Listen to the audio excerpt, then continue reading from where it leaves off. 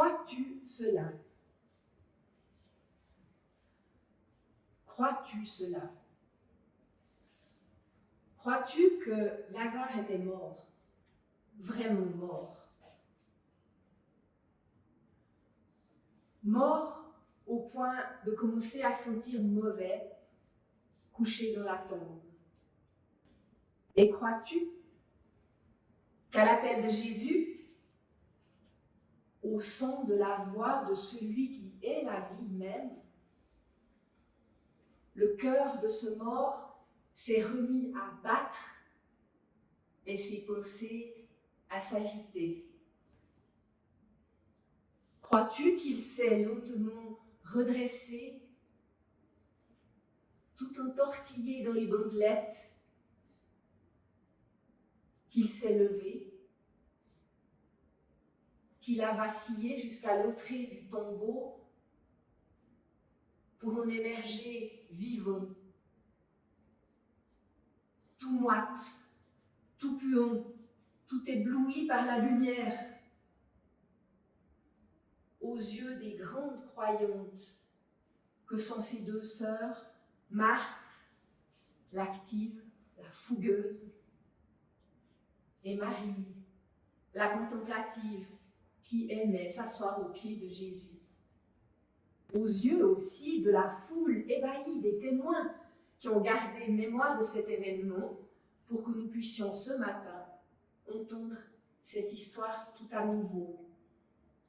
Crois-tu cela?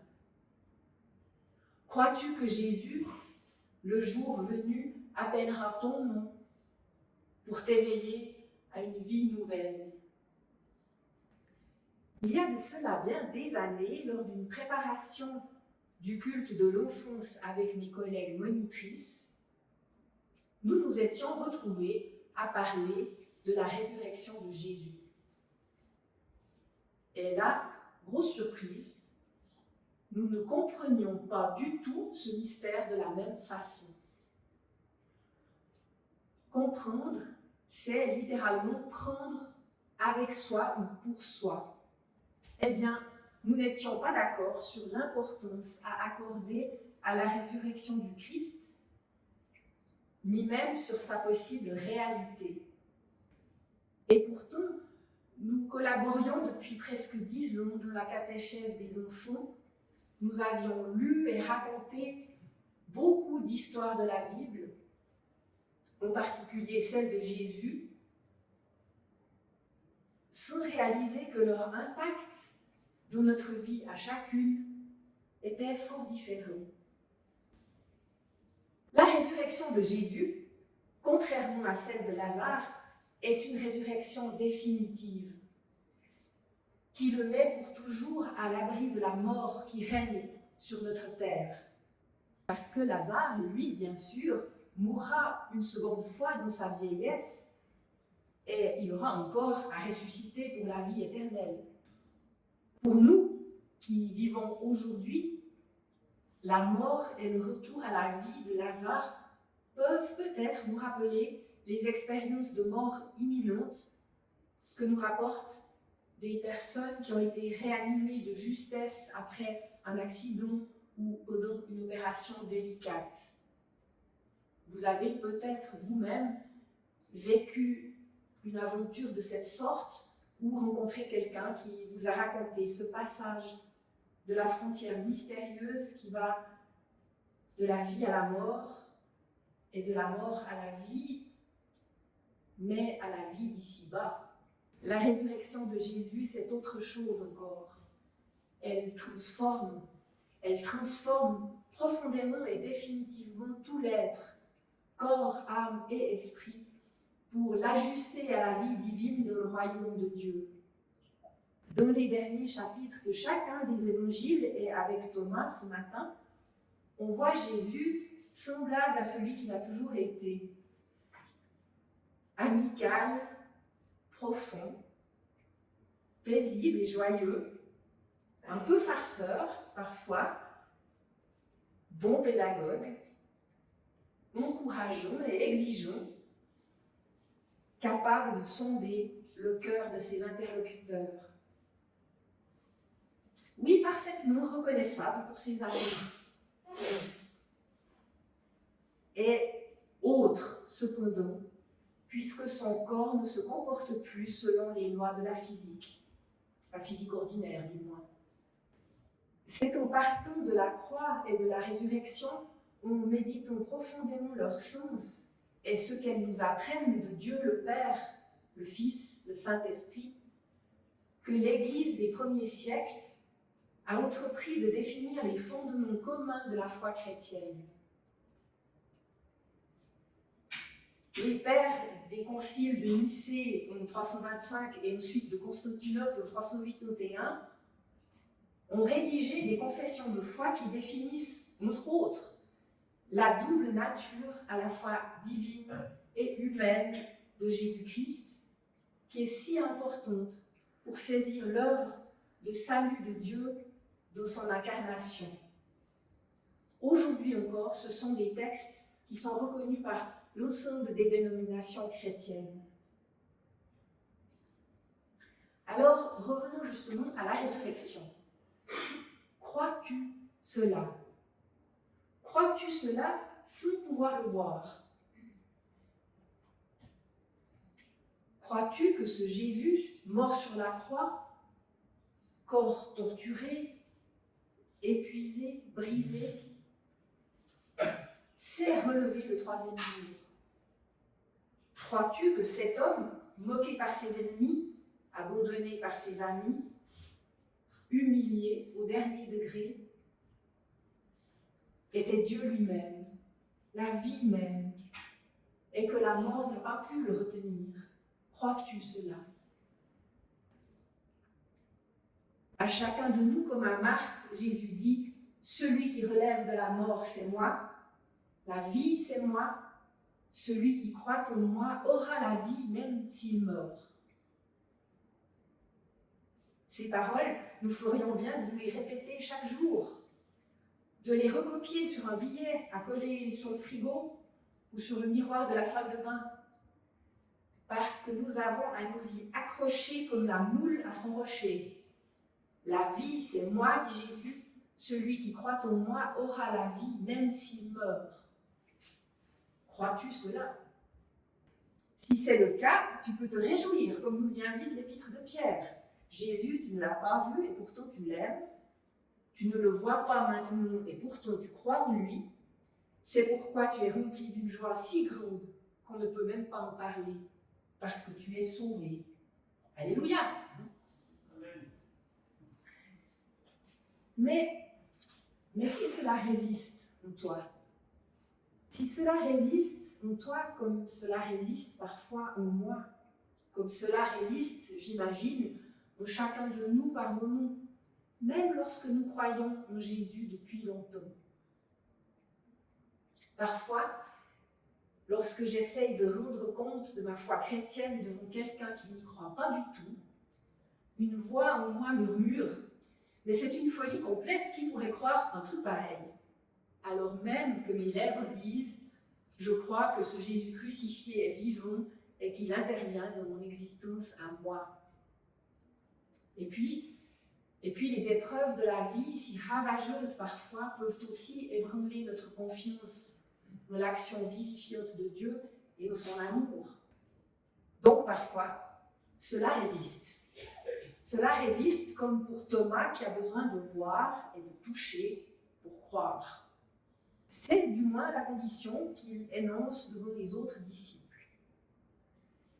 Il n'arrive pas à faire confiance à ce qu'elle et il lui racontent, avec pourtant beaucoup d'enthousiasme et beaucoup de joie. Après l'épreuve de la croix, Thomas n'arrive plus à faire confiance. Le doute, nous le connaissons tous, il est normal. Le doute, j'aime bien le rappeler, ce n'est pas le contraire de la foi, c'est plutôt le contraire de la peur. Thomas, je crois qu'il a eu peur, là où Marthe et ensuite Marie de Béthanie ont su faire confiance. Ce n'est pas facile de continuer à avoir confiance lorsqu'on est confronté à la souffrance ou à l'injustice et qu'on ne voit plus de sens à ce qui nous arrive. On peut être saisi par l'angoisse ou même par la terreur devant le chaos, l'anéantissement, la mort. Et notre peur est aussi la conséquence de notre péché, qui ne consiste pas d'abord en telle ou telle action mauvaise, mais de la défiance fondamentale que nous opposons à Dieu et dans un désir de toute puissance que nous couvons tous au fond de nous. Quelque chose se cabre chez moi lorsque Dieu m'invite à demeurer dans un lien de confiance et de dépendance avec lui pour le bien de ma vie. Quelque chose se cabre, car j'aimerais beaucoup décider seule pour moi-même, tout connaître et tout maîtriser. Or, croire, c'est se laisser toucher au cœur, se laisser aimer et aimer au retour, et donc, c'est se rendre vulnérable à l'autre.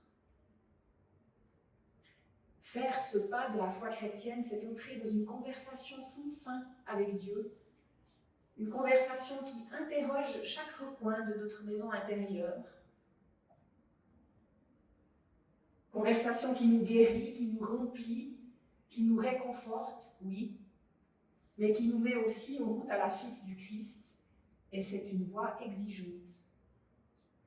Comment entrer dans cette confiance? Comment croire en Jésus? Nous ne le pouvons pas par nos propres forces. Et c'est une bonne nouvelle. Pour croire, nous avons besoin d'être rencontrés par le vivant et il nous fait ce cadeau. Vous avez entendu, Jésus revient à Béthanie et il entre en dialogue avec Marthe. Il commence par écouter son cri qui est plutôt un cri de regret qu'un cri de reproche. « Seigneur, si tu avais été là, mon frère ne serait pas mort. » Sous l'amertume, Jésus entend la confiance que lui fait Marthe. Et c'est à partir de la parole de Marthe que Jésus entame un dialogue autour de la résurrection et qu'il l'appelle à croire en lui en tant que ressusciteur, autrement dit, à le reconnaître comme Dieu. Et de même, après Pâques, Jésus revient une seconde fois dans la salle où il est apparu à ses amis et à ses amis rassemblés. Il revient spécialement pour Thomas, dont il connaît le besoin de voir et de toucher pour croire.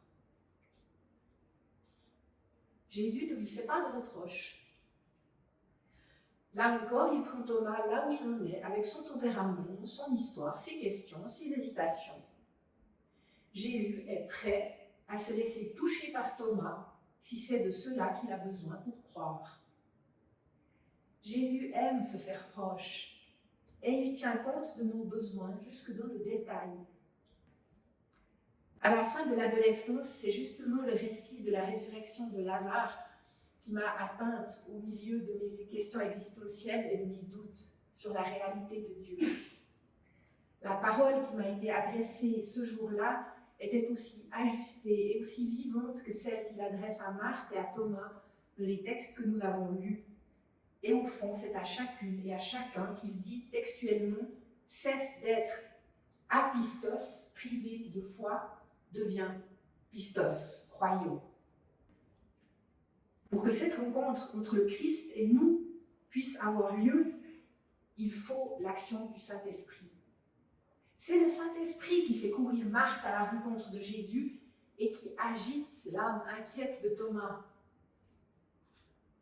Le souffle de Dieu soulève en nous les questions de sens, anime notre quête de bonheur, nous aiguillonne dans nos impasses relationnelles, dans nos échecs. Bref, il ne nous laisse pas dormir sur un plan existentiel. Sachons le percevoir, ne l'étouffons pas.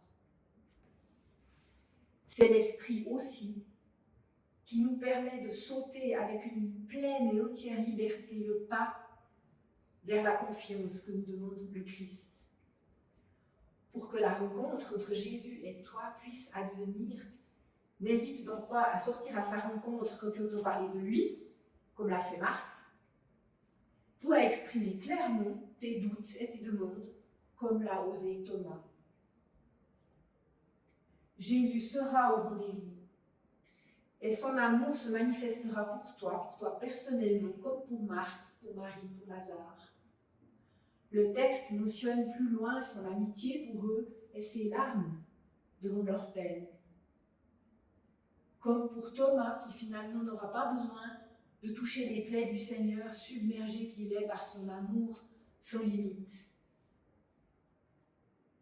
Toi aussi, laisse le Verbe de Dieu éveiller ton cœur, attrape la main que te tend ton frère Jésus et relève-toi. En grec, ressusciter, c'est tout simplement se réveiller, c'est le mot egeiro, et se lever, anisthénie. Tout un programme pour notre vie de chrétienne et de chrétien dès maintenant. Que l'amour du Christ nous rejoigne et rallume toujours notre foi en lui, car c'est la confiance en Jésus ressuscité qui nous fait vivre pour toujours. Amen.